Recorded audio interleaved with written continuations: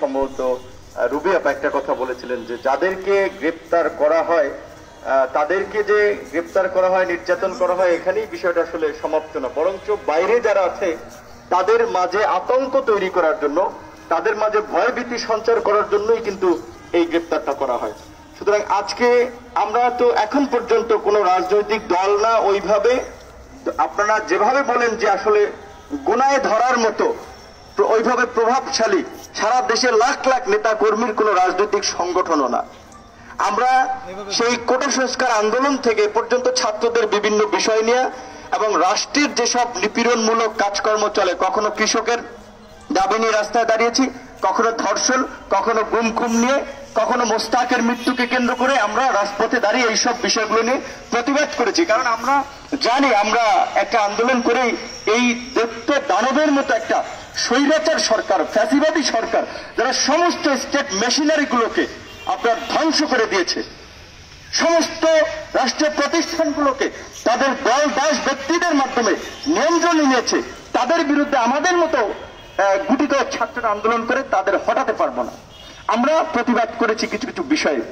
মোদী বিরোধী আন্দোলন এখানে বলেছে বামপন্থী, ডানপন্থী, যে কোনো পন্থী, মানবাধিকার সংগঠন কর্মী, সাংবাদিক, অ্যাক্টিভিস্ট, বুদ্ধিজীবী সবাই বাংলাদেশের এই প্রেক্ষাপটে নরেন্দ্র মোদীর আগমনের বিরোধিতা করেছিল। সরকার আনবে, আমরা তো ঢাল তলোয়ার অস্ত্র শস্ত্র নিয়ে এয়ারপোর্টে যাইনি যে মোদীর আগমন ঠেকাতে। মোদীর আগমনের দিনে তো আমরা রাজপথে নামি নাই, আমরা তার আগের দিনে একটা প্রতিবাদ করেছিলাম।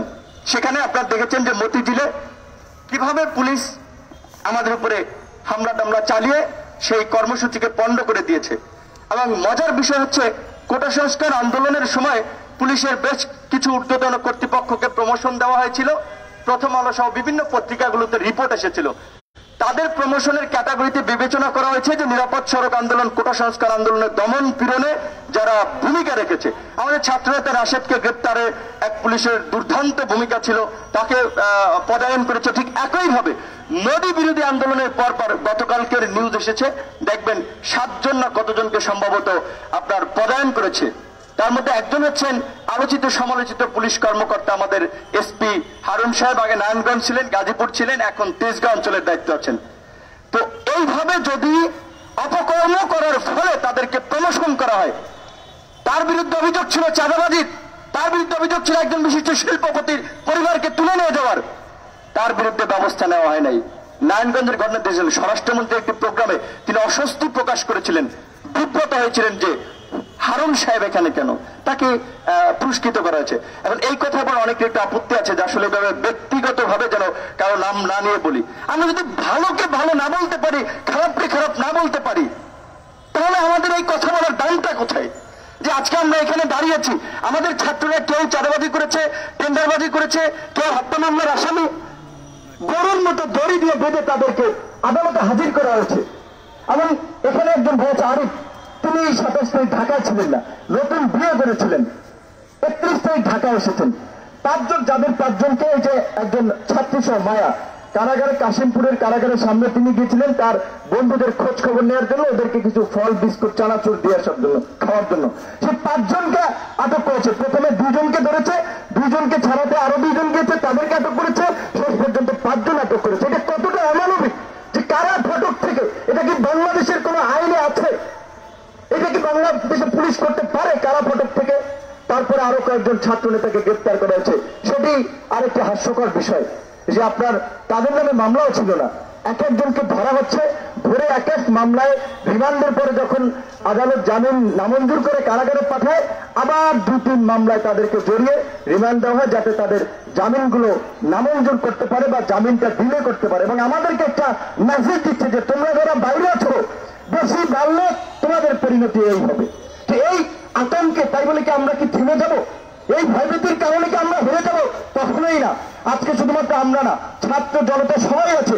আজকের যে বাংলাদেশের যে ভয়ার্থ পরিবেশ তৈরি করেছে, এই কবি নজরুলের ভাষায় কথা বলতে চাই যে তোমরা ভয় দেখিয়ে করছো শাসন, জয় দেখিয়ে নয়। ওই ভয়ের টুটি চেপেই ধরবো কিন্তু আমরা একদিন। সুতরাং আমরা স্পষ্ট ভাষায় বলতে চাই, একজন ছাত্র নেতারও, একজন মানুষের মনোবল দুর্বল হয় নাই।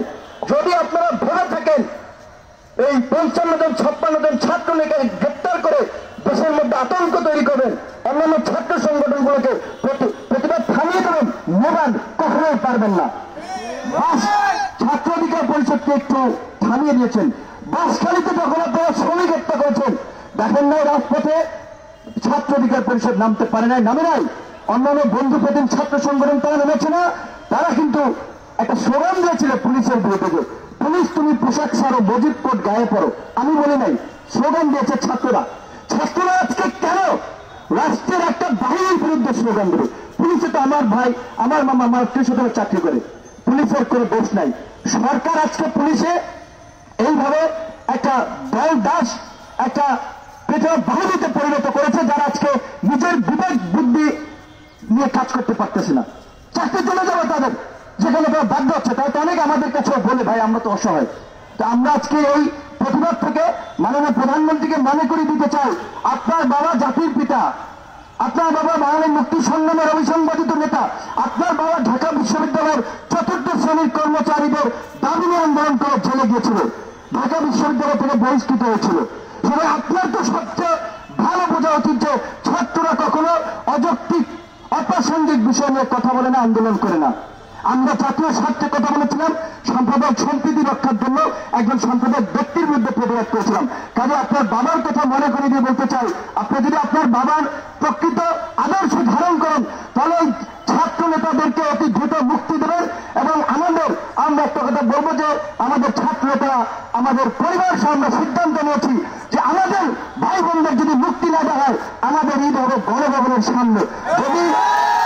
যদি বাসখালীর শ্রমিকদের মতো গুলি চালানো হয়, মোদী বিরোধী আন্দোলনের মতো গুলি চালাতে হয়, তাহলে আজকের দেশের এই ভয়ার্থ পরিবেশ থেকে দেশকে রক্ষা করার জন্য, মানুষের অধিকার আদায়ের জন্য যদি আমাদেরকেও ক্ষুদিরাম, সূর্য সেন, নূর হোসেন, ডাক্তার মিলনদের মতো জীবন দিতে হয়, আমরা সেই জীবন দেওয়ার জন্য প্রস্তুত। এই আহ্বান জানিয়ে আজকের মতো বক্তব্য শেষ করছি। ধন্যবাদ। ধন্যবাদ নুরুল হক নূরকে।